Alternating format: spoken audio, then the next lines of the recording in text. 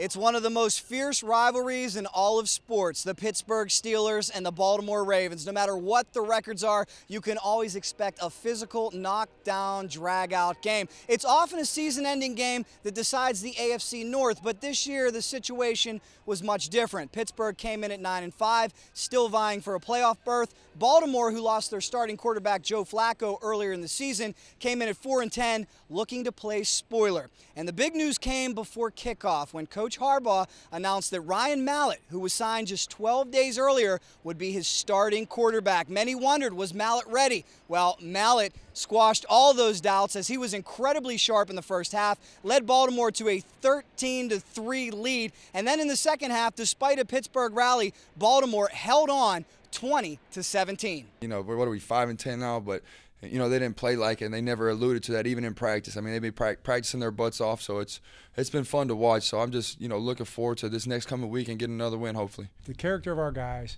the way they fight, showed up today finally in a victory. We finally got the reward of a victory, which is what it's all about in the end. But they've been practicing that way for many, many weeks now, and they've improved as a football team, even through a lot of the adversity and the injuries and the misfortune and just the heartbreaking moments that have taken place. Never backed down, never batted an eye, just went back to work. And as a coach, to see it rewarded like it was today is pretty darn fulfilling.